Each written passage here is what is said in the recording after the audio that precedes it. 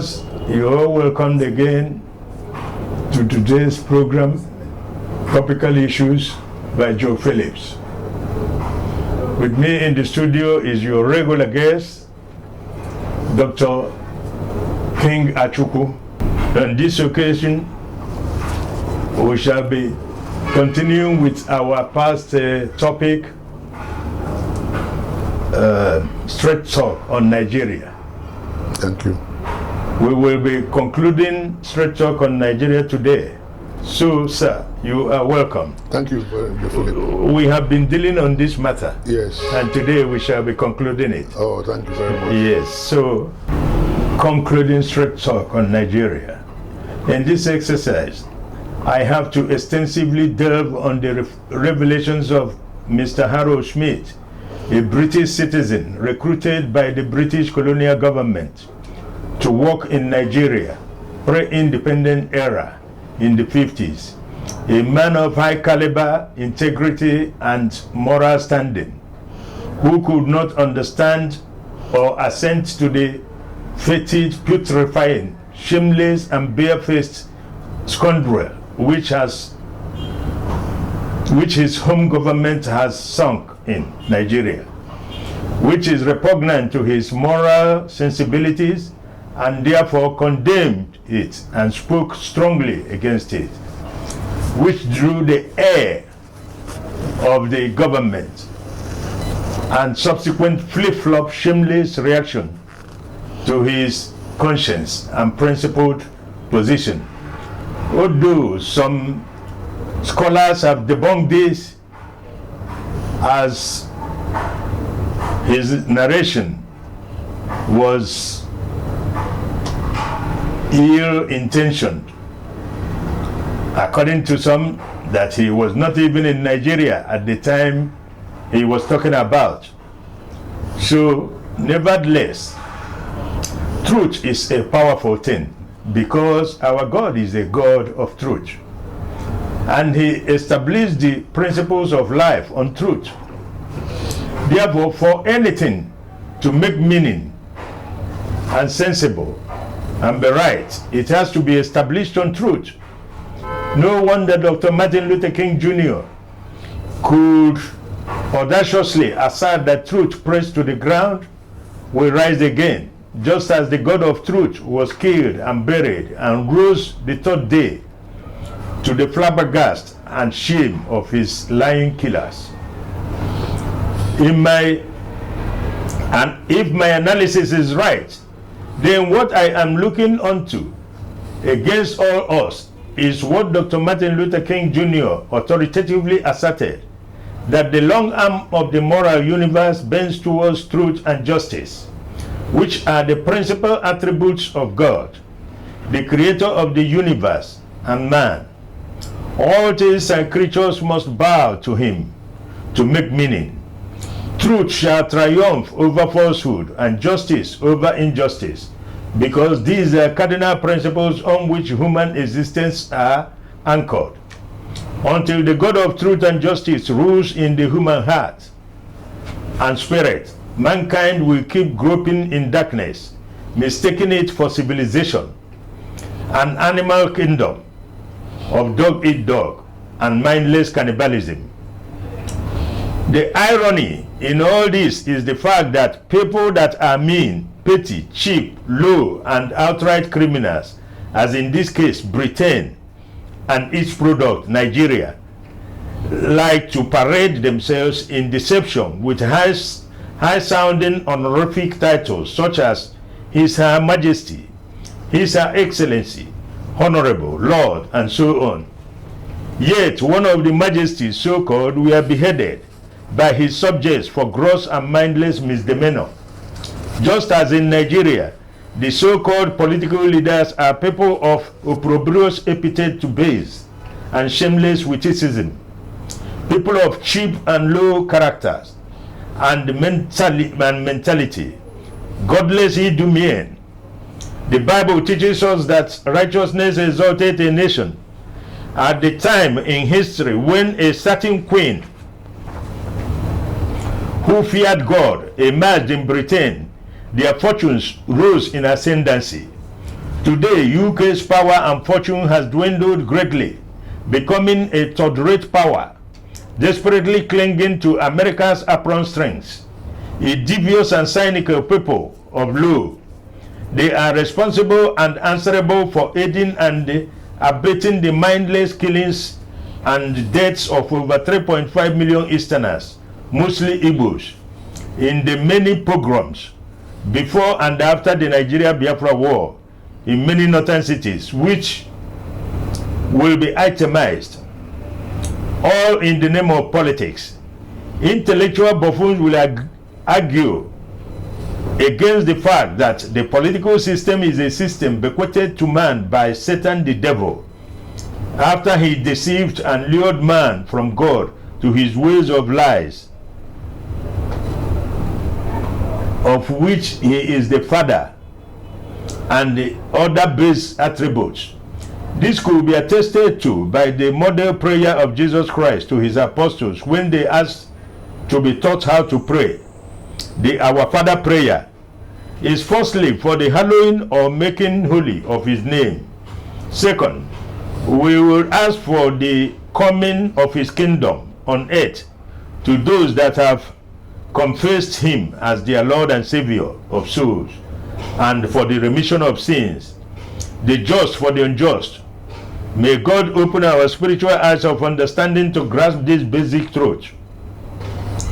The British in particular and the Europeans in general, to me, from my spiritual eye of understanding and analysis of issues, are devil incarnates, as they have ruled the world and managed the affairs of the world to ruin, truancy, lies, slander, mischief, domination, violence, and cheats, greedy perverse, devils, and his characteristics, terrorists, beasts of no comparison, foisting evil everywhere, at all times, lacking in moral rectitude, spreading evil not only in their space, but throughout the world, to lead the world to perdition. No wonder the Bible makes us to know that man has dominated his fellow man to his ruin, and made a comparison of the world human governments and its affiliate organs, such as United Nations, European Union, African Union, and others, as the blind leading the blind, will ultimately end up in the ditch in catastrophic fashion, as foretold in the Holy Writ in the Battle of Armageddon. Whited sepulchres. Look at the filthy and wretched legacy they left all over the world, especially in Nigeria. Election rigging, treasury looting, lying tongue, deception, double standard, and outright roguery, and so on. True Hausa Fulani cronies, as confessed by their citizen Harold Smith and Nnamdi Kanu. These are the true heroes of Nigeria, Nigeria's freedom from the colonial lords. Nnamdi Kanu has risen up to ginger the famished and the cowed tribes of Nigeria to arise and shake off the yoke of Fulani Hausa domination over them, and intimidation backed by the British government to assert their God-given rights and freedom. The British government favors a monarchical corrupt system like theirs, where indolent few prey on their innocent and sweat and labor of their unsuspecting citizens. The British government deliberately propped and foisted this fraud so as to enable them to keep plundering the people of the area, because they knew they wouldn't last. So they put in a probationary period of 100 years as a clause, hoping it was an eternity, but forgetting that 100 years in God's eyes is only like 1 hour. 100 years is like eternity in the eyes, and thinking of Britain, but it still caught them unawares because of their looting binge in Nigeria, which blinded all their sense of reasoning. And now they are caught napping, like the Egypt episode between Moses and Pharaoh. God is alive and ruling in the kingdom of men. When men become so smart, they end up outsmarting themselves. Now, these are the sins of Britain against the people of Nigeria, as evidenced by Harold Smith, one of their citizens, a conscientious objector, a man of no mean pedigree. Rigging by the British was planned so that the North should rule Nigeria against Igbo-Yoruba alliance.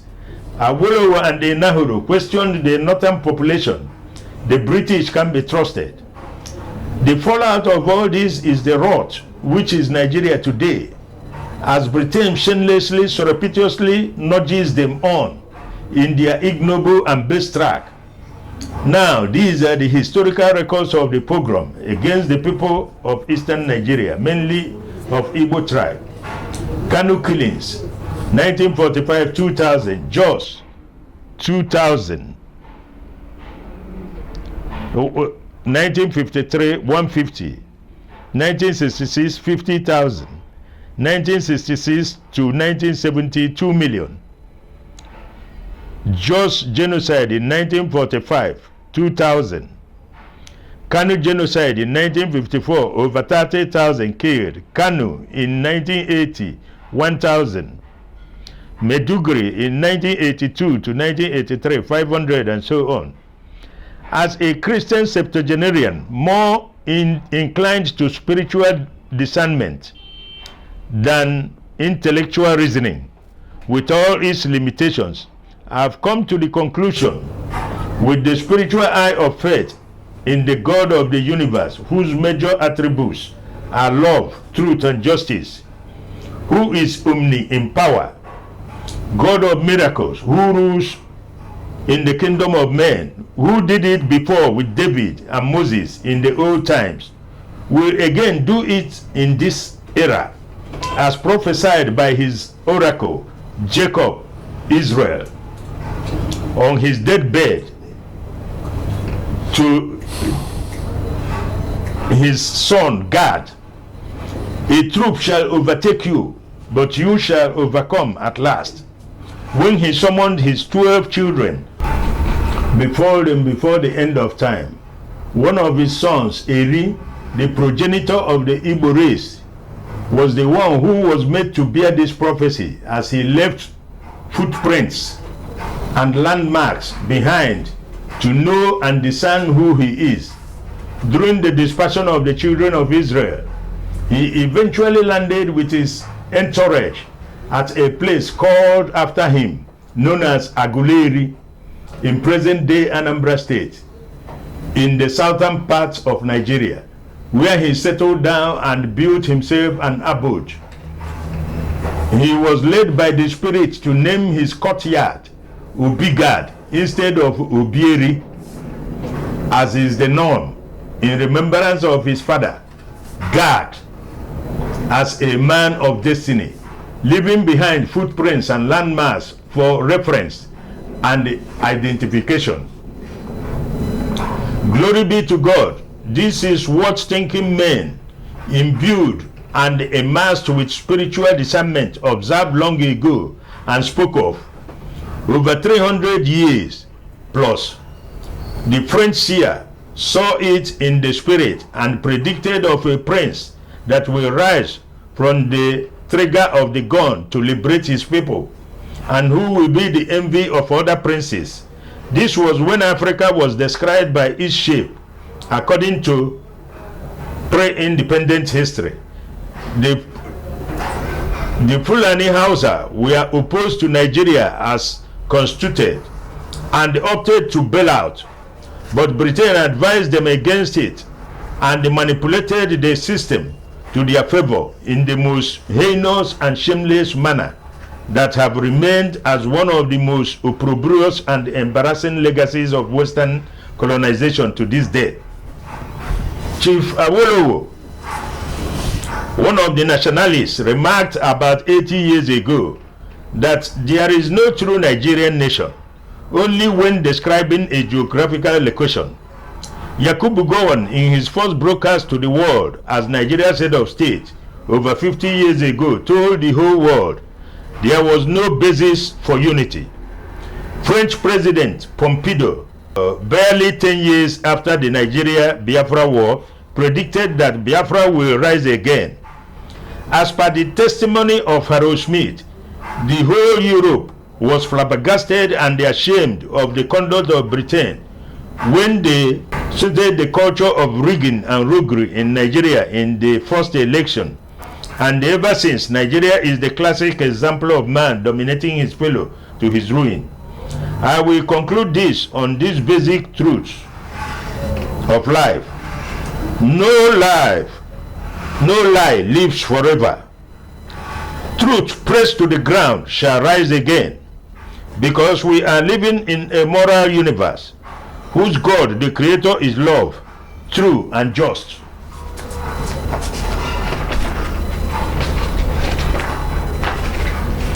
One fact to note is that the Igbo race bears divine insignia as the descendants of Jacob, Israel.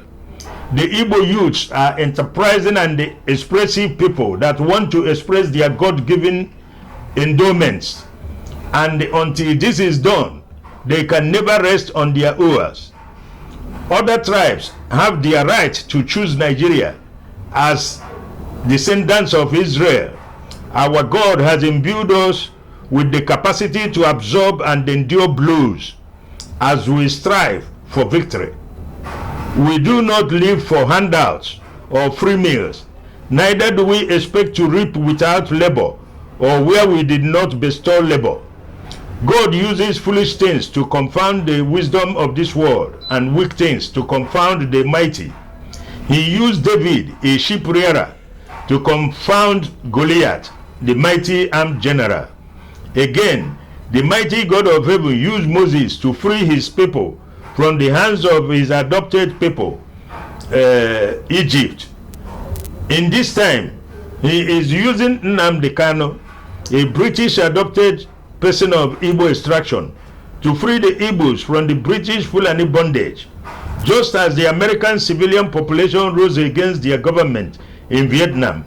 So the British government will expect to meet the wrath of the British people about their government's immoral and indefensible position on Nigeria by aiding and abetting of Hausa Fulani orchestrated genocide pogroms that have claimed the lives of over 3 million Eastern Nigerians, mostly Igbos. This complicity and culpability will even remain a big albatross to the British people. Thank God for people like Donald Trump for his moral convictions and not political correctness. Shame unto the United Nations. We shall all witness God's glory in Nigeria in the name of Jesus Christ. Finally, I anchor my thesis on this memory verse, Psalm 102:13.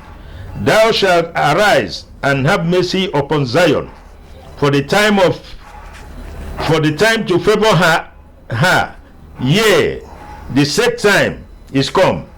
My respect and gratitude goes to Baba Gana Kingibe for speaking out truth. I know that his heart will be full and now at peace, for conscience is an open wound, which only truth and right and justice can heal. The only alternative Nigeria has is to courageously rise to adopt true federalism. Thank you, my dear. Well, Dr. King. yes. Now, what are your views on the present situation in Nigeria?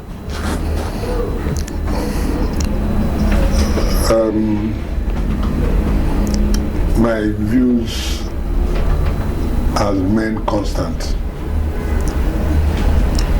If Nigeria continues the way we are going, we are going to be very miserable and we're going to be very hopeless. You see, what bothers me in this country is why should people who know what is right continue to do the wrong things? I can't understand it. There's a common saying that the pot is big enough for our needs, but not for our greed. You see, Nigeria was running very well prior to the first coup of January 1966. At that time, every region was competing against each other. Healthy competition. And they were doing very well. In fact, at that time, the North was richer than every other region of Eastern, Western, and Midwestern regions at that time. And they were happy. Nobody was bothering them with that. And the East was doing on their own. In fact, by that time, when Obama was the Premier of Eastern region, the equivalent of Ghana now, and the old Eastern region, which is now 9 states, was doing a lot better than South Korea, Malaysia, Indonesia, Thailand, even Singapore. What happened? We now suddenly left, as soon as oil became something of value, all the farmers, all the agents who were buying these things for export were encouraged by the ruling Fulani Hausa oligarchs to leave their farms. There's a new frontier in the riverine area. Come, there's oil. And everybody left their farms. Everybody became contractor, everybody became oil merchant, everybody became oil distributor. And then the country kept collapsing. Today, the oil, what we earn from oil cannot pay our bills. We know that. That's why we are borrowing everywhere now. Today, in a very few years' time now, oil will stop to be a major player in the world economy. Oil, this crude oil. Let me tell you, Indonesia came to Nigeria. They came to Eastern region, and then we were just setting up the NIFO, Nigerian Institute of Oil Palm Research, in Benin, in conjunction with the old Eastern regional government. And they went there and picked palm kernels because they said we had the same climate, palm fruits, the same tropic region, the same kind of sun, everything matched. Humidity. They went there to start their palm production. Today, Indonesia has, in the real sense of it, in crude oil. You know, Indonesia is a group of islands. They have so many islands. Today, Indonesia, they have crude oil as much as Nigeria. But today, they make more money from oil palm than from crude oil. In fact, if you go to Indonesia and see the amount of, the type of farms they have, cottage indoor farm for families. There are people who only grow palm fruits for the kernel. And you see that place, the kernel is so big, while the back is so small, very tiny. You see the people that grow palm fruits for oil, very tiny fruits, but very big flesh on the body. You see people whose job is to create the nurseries, mighty industry. They are earning more money. In fact, oil now, palm oil is more expensive than crude oil today market. Check it. The price of crude oil is cheaper than the price of palm oil, and people are making tons of money from that. We came here, abandoned our own. What about granite oil, granite pyramid, all these things? Until we go back to the basics. And frankly speaking, I cannot see us going back to there unless we change our system of operation. Go back to true federalism. Go think out the constitution and give us true federal constitution, which makes every state or every region to be on their own. That time, pre-Civil War time, everything that you get in your place belongs to you. You pay federal government royalty. But today, federal government collects everything, exclusive list, and give you stipend every end of the month. You see commissioners of finance trooping to Abuja with their begging bowl to beg for money for they call a foundation account. Nonsense. And that is where the corruption of this country is sitting. We can never make it anywhere. Okay. So we have problem unless we check these things. We can't get anywhere. There's no way you can be doing something the same way and expect a different result. It can't happen. Change your system and you can get things working well again. All right. Candidly recommend solutions to the problems being encountered in Nigeria, and this is it, which you have partly mentioned. Yes. Right. How can the influence of past colonial masters be cut off from the affairs of modern day African countries, especially Nigeria? In fact, that is a very, very, very big question. You see, every time we blame the colonialists, yes, they did their own bit, but why didn't you make them to do their own bidding? We talk about Harold Smith, whether he was there or not, but the man wrote what he said was right. Yes, we are seeing the handwriting. Handwriting of that. Yes. Britain came to Nigeria and took Nigeria as a commercial enterprise. That's it.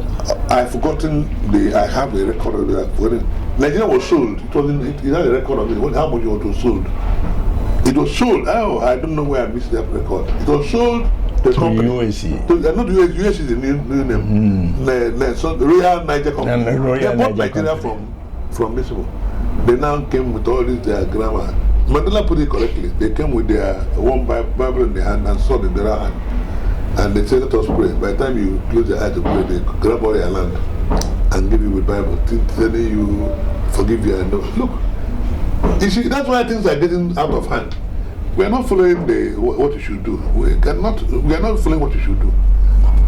If somebody, look, the Mosaic Law was an arm on arm. Britain took Nigeria as an enterprise, and they came here, all the things they did.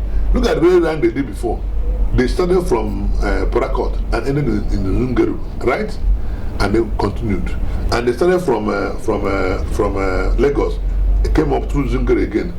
What is it? To bring all the cottons and all the hides and skins, tin and column coming to the ports for them. They didn't make this for transportation. They didn't make it for transportation of women. It's only that they started putting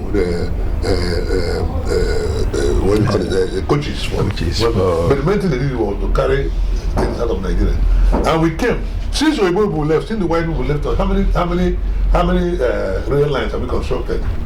If not for the time of Jonathan, we had none. Over 50 years they left us. We didn't put one new rail line. As if it's a rocket science to build. Any modern nation that has no railway station is finished. Any modern nation. Rail is the cheapest means of transportation.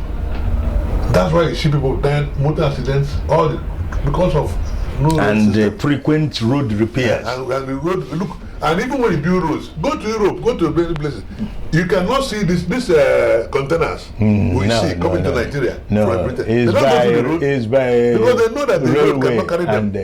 When you see a container carrying 40 ton going to a road that is meant for 20 ton to Anambra to the north. We are not serious. That's why the Nigerian roads in the all total disrepair. And we are not sincere. That's another thing. Look at how long have they been working on this Ibadan Express Road?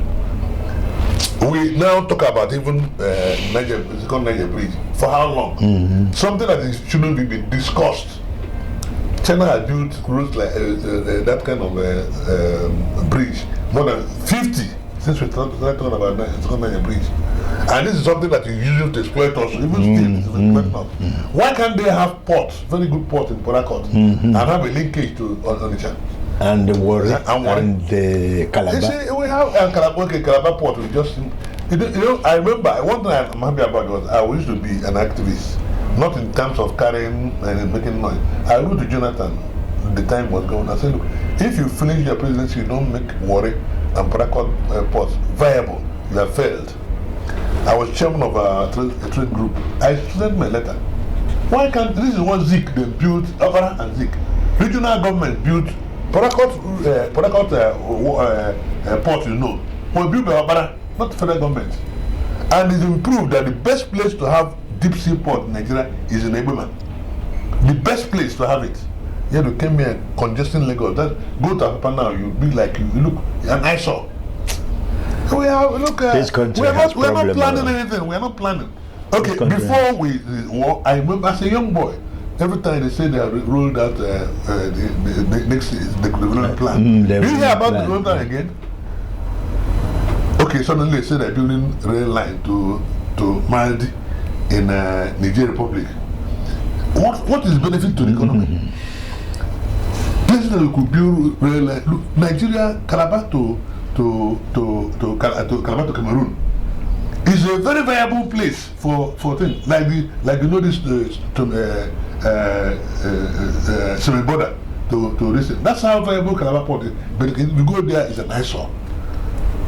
We are cheating ourselves. There's no, unless you have a what you call inclusive government, don't go to cheat anybody. I have said there's enough need for our need, but not enough for our greed. Look at when you look at certain things that are happening.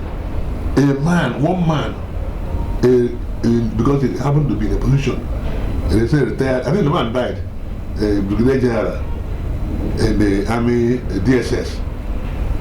The assets from him was about 11 billion. One man, a serving officer. Oh my, we have problems. And I can't keep talking without shedding tears because nothing being done about it. Oh, he's thinking about that. Nothing being done. They will only say, don't mind this noise maker. Look at what is happening now about Abakari. Shameless people.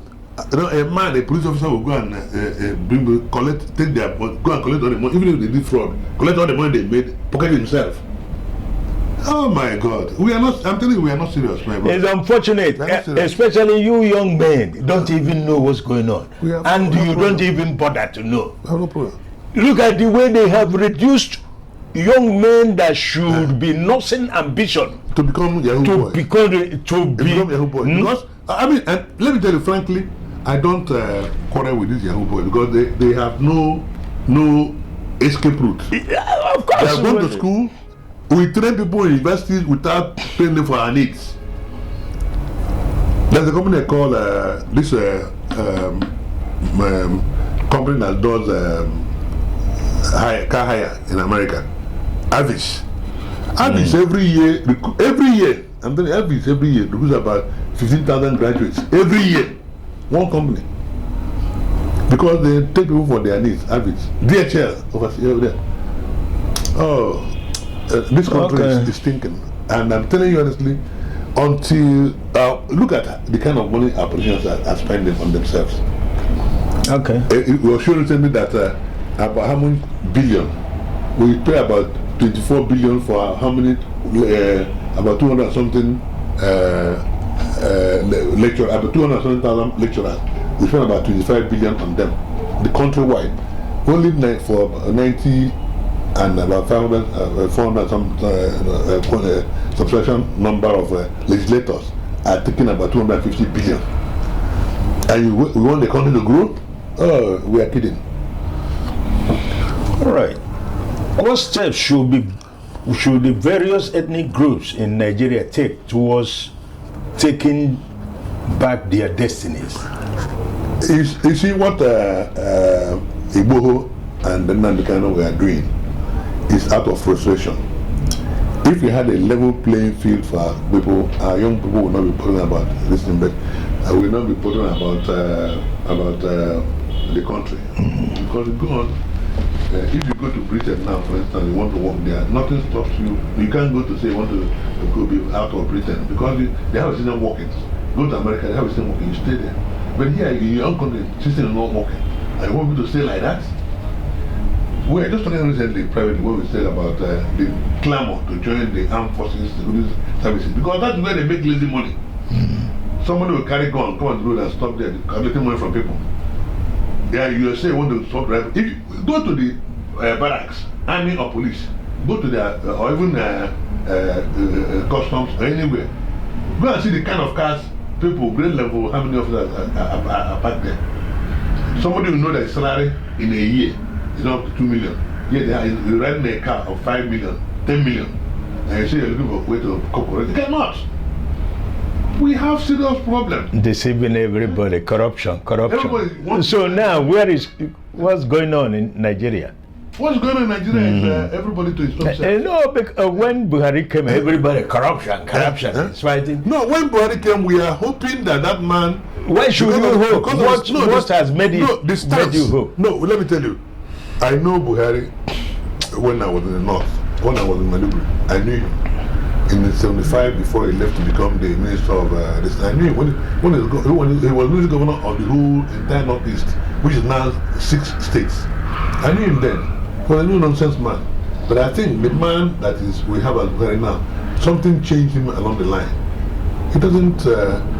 Late Tam David West was ready to put his life for him because he said the man couldn't even collect any cover from anywhere. But they know me from under bridge to this railway and all this area.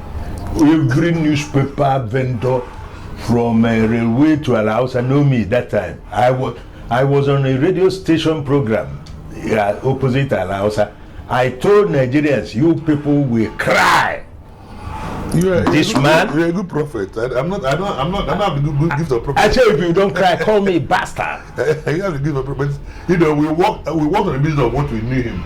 So I rooted for him. I'm telling you what this man wants.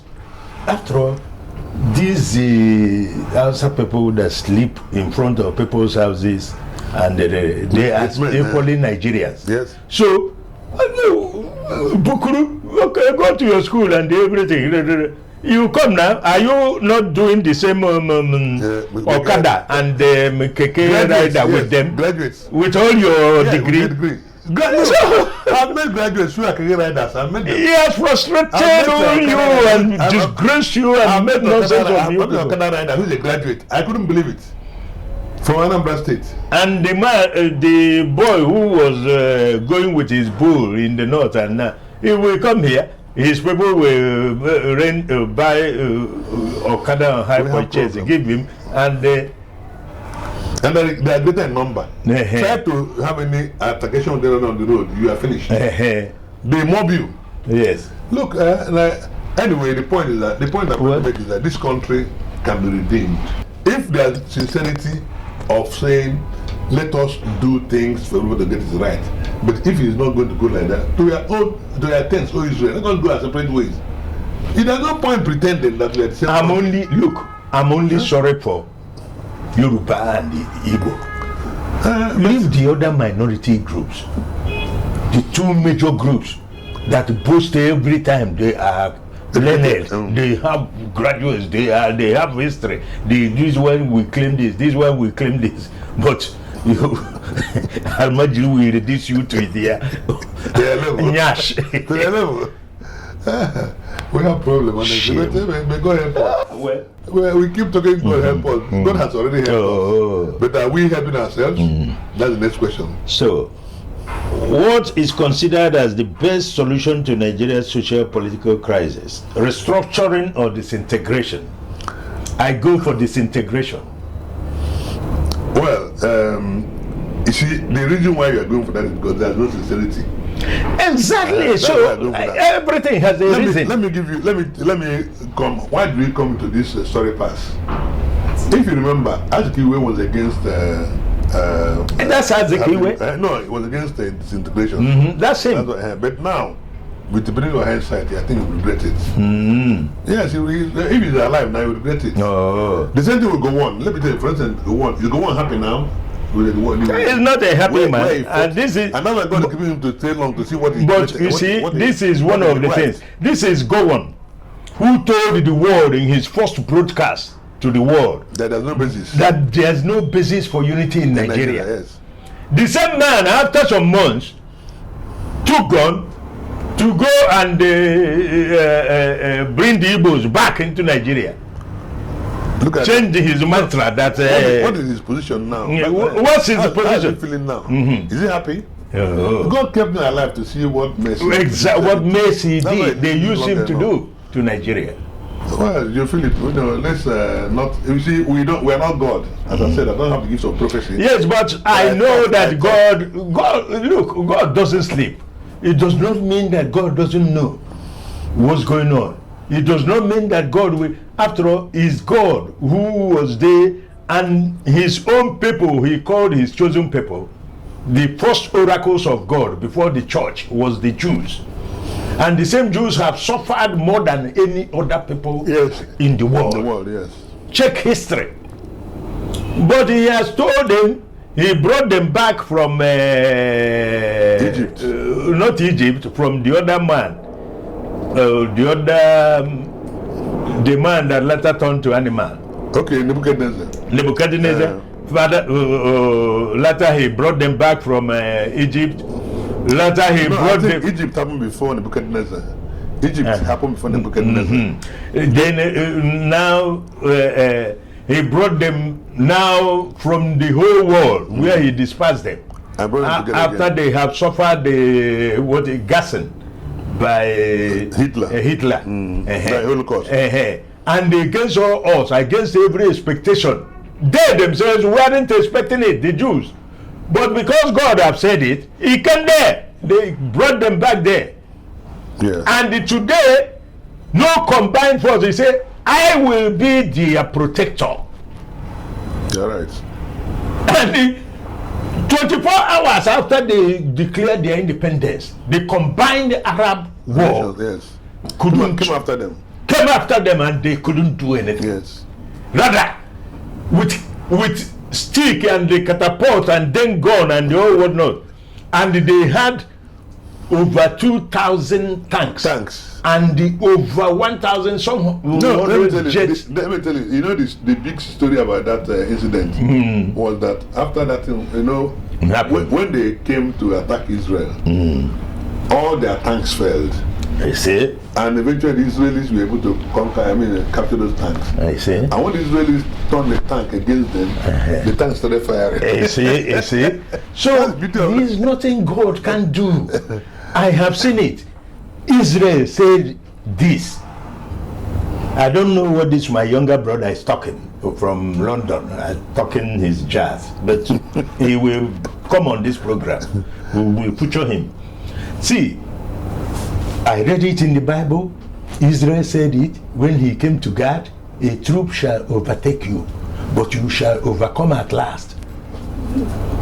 Now, the people, apart from these people, Phalasians, Ethiopians, the next place you can find the Jews is here, Igbos.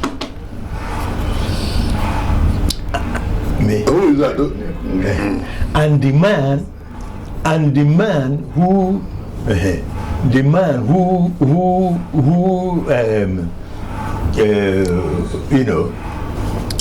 so Eli, who is like the head of the Igbos, whose grandfather came from whether Egypt, after they left to Egypt and from there to here, last year said it. And they even said that the Yorubas, the Benis, left from east to go to Benin to found that great empire.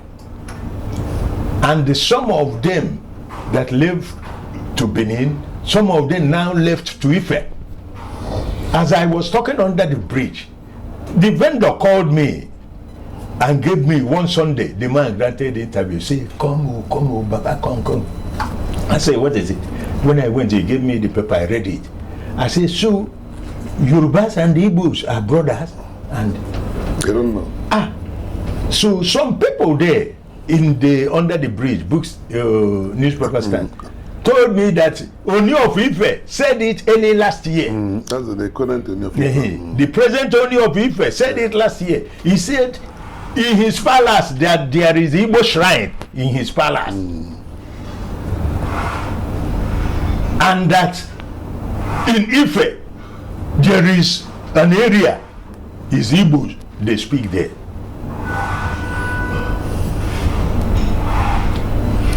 Well, we have come to the realization that things will improve.